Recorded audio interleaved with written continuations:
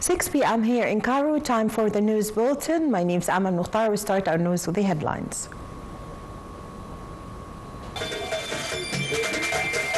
National Election Authority holds press conference to follow up on first phase of parliamentary elections voting process abroad.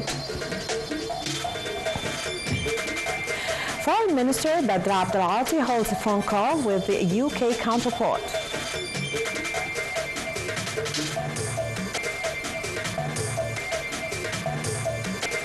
UNICEF says that mothers and newborn babies in Gaza face dire conditions.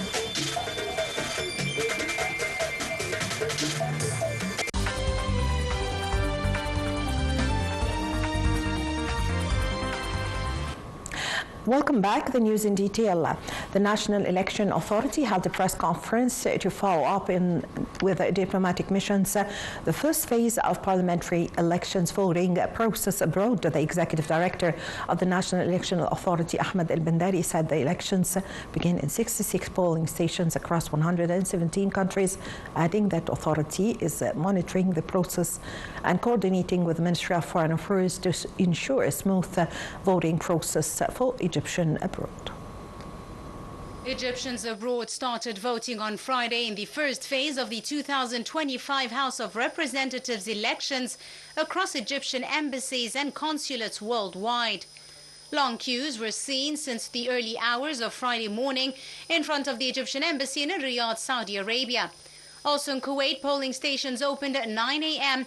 with the Egyptian ambassador to Kuwait and head of the Electoral Committee, Mohammed Gaber Abul Wafa, confirming that all preparations had been made to receive eligible voters over the 2 days, starting from 9 a.m. till 9 p.m. Kuwait local time.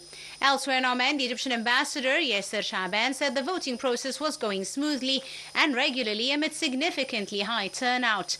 The first phase of voting abroad takes place under the direct supervision by heads and members of the diplomatic and consular corps, whilst the election's first phase is conducted across the nation on November 10th and 11th. Operation rooms have been set up in every mission nationwide to remain active 24 hours a day throughout the voting period to directly coordinate with the National Elections Authority in Cairo. Head of the Executive Committee of the National Election Authority, Councillor Ahmed Bandari, said the authority is closely following up the electoral process to ensure a smooth and transparent voting for Egyptians abroad during the November 7th and 8th voting in the first phase of the parliamentary elections. He confirmed all preparations are made to receive Egyptian voters abroad, adding that the public opinion would be informed on news of the voting process through 3 press conferences by the National Elections Authority. In a press conference via video calling with a number of Egyptian ambassadors, Councillor Bandari followed up on the voting process, saying that turnout appeared high across many countries, namely Arab nations. A total of 139 electoral committees have been established across 117 countries with all logistic and technical facilities provided at Egyptian embassies and consulates to enable Egyptians to cast their ballots and exercise their constitutional right easily over the 2 days of voting.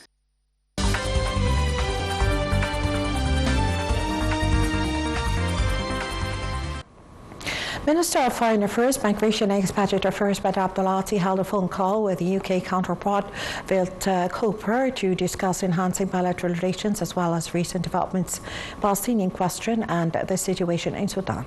Foreign Minister Abdulati stressed the importance of upholding Sharm el-Sheikh peace agreement, moving towards the second phase of US President Trump's plan. He also asserted Egypt's ongoing efforts with regional and international partners to end the war in Gaza Strip, alleviate the humanitarian crisis and achieve the legitimate aspirations of the Palestinian people to establish an independent Palestinian state. He praised the UK's historic decision to recognize the Palestinian state. Abdulati briefed his counterpart on Egypt's preparations to host international conference on reconstruction and early recovery in Gaza, expressing hope for UK's active participation as a key partner. Meanwhile, the call reviewed the situation in Sudan, where Abdulati reaffirmed Egypt's support for stability of Sudan and its national institutions.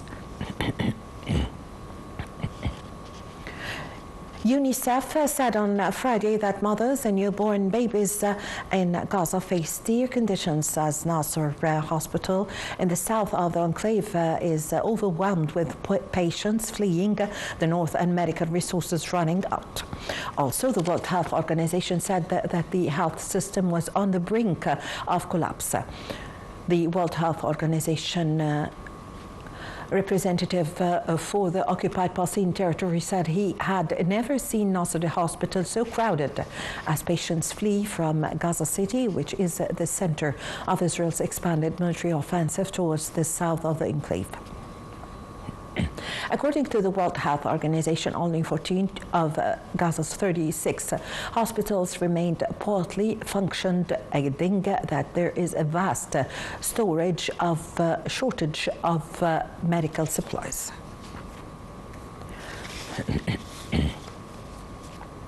Israeli military occupation intercepted the last boat in an aid flotilla attempting to reach blockaded Gaza on Friday, a day after stopping most of the vessels and detaining some 450 activists, including Swedish campaigner Greta Thunberg. The organizers of the global Samud flotilla said the Marinette was intercepted some 42.5 miles from Gaza. Israeli Army radio said the Navy had taken control of the last ship in the flotilla, detained those abroad, and that the vessel was being led to Ashdod, port in Israel. In a statement, the global Samud flotilla said Israeli naval forces had now illegally intercepted all 42 of our vessels, each carrying humanitarian aid volunteers, and the determination to break Israel's illegal siege on Gaza.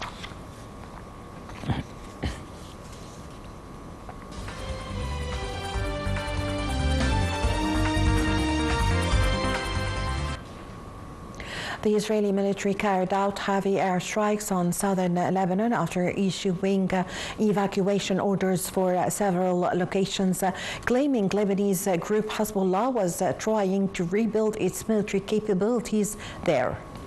The orders and strikes came despite a ceasefire deal agreed a year ago that was meant to end more than a year of fighting between Israel and Hezbollah group, and after months of Lebanese army efforts to clear Hezbollah sites in the south.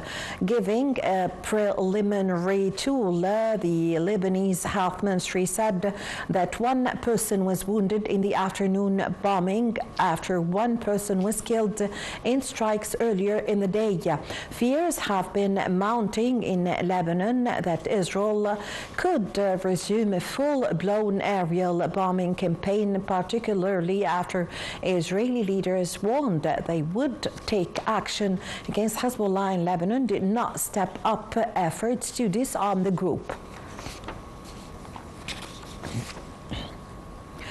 While Britain removed sanctions on Syrian President Ahmed al-Shara on Friday after the United Nations Security Council did the same ahead of his meeting with U.S. President Donald Trump next week.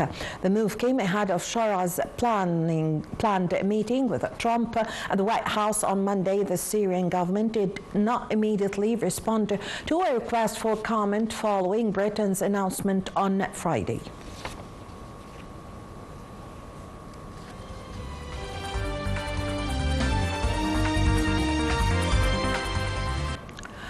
The Sudanese army intercepted drones fired overnight by its rival paramilitary group on two cities in southern Sudan. A military official said Friday that 15 drones targeted at Bara, a city north of the capital in River Nile province, as he confirmed that strikes caused no casualties.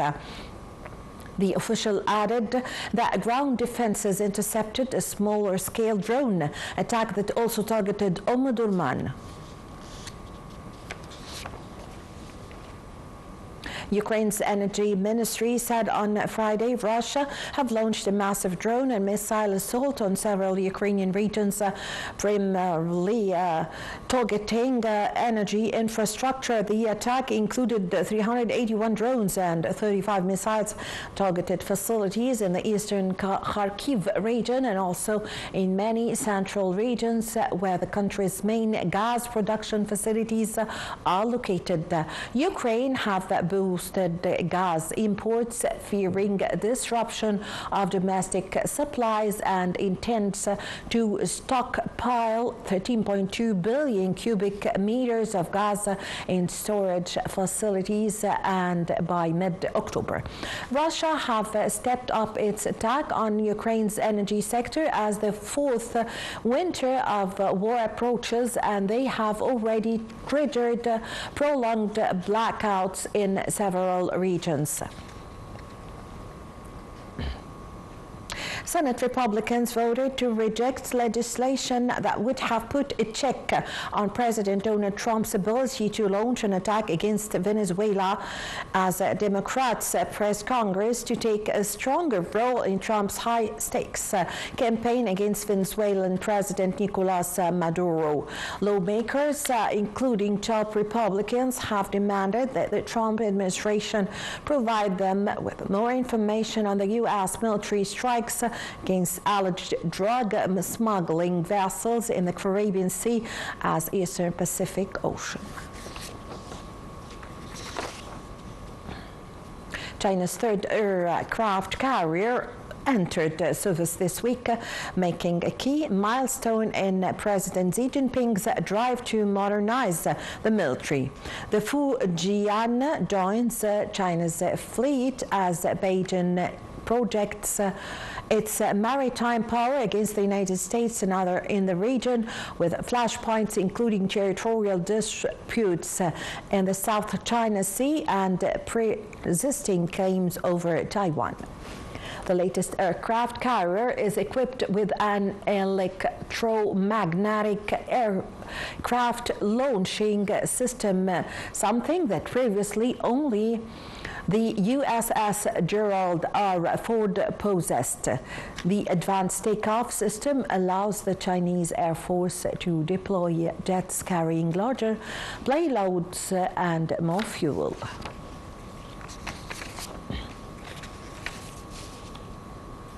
North Korea have fired a ballistic missile on Friday towards the sea off its east coast, where South Korea's military said the unidentified missile was launched from an area in the North Korea's northwest region near the Chinese border and fired towards the sea to the east. The Japanese government also said North Korea had fired that could be a ballistic missile which likely fell outside Japan's exclusive economic zone. While visiting South Korea last week, Trump repeated his willingness to sit down with North Korean leader Kim Jong-un, raising expectations that the two could come to a last-minute agreement to meet. North Korea have fired multiple short-range ballistic missiles, including what it said was a hypersonic missile and sea-to-surface cruise missiles last month ahead of a visit by Trump and Chinese President Xi Jinping to South Korea during a regional summit.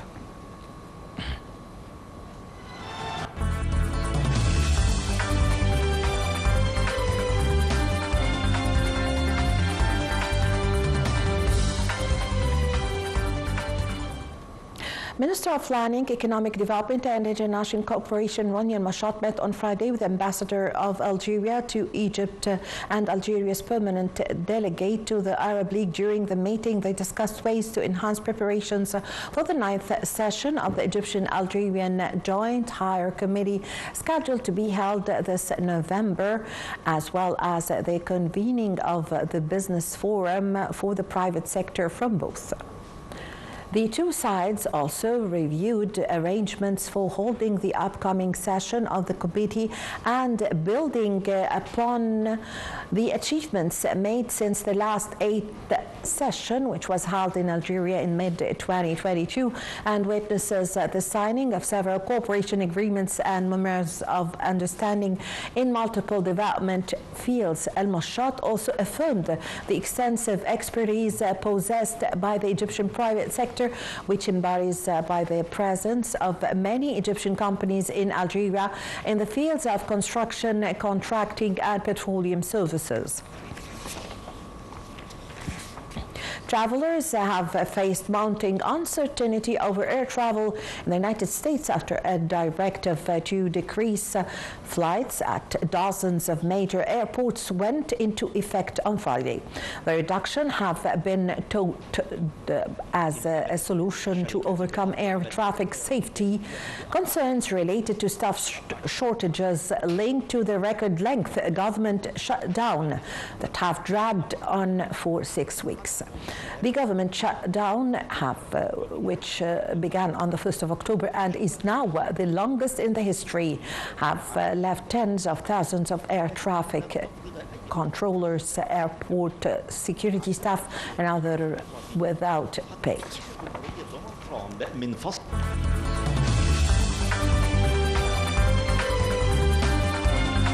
Well, with this, my dear viewers, we come to the end of the news bulletin. My name is Amal Mukhtar. Thank you for watching.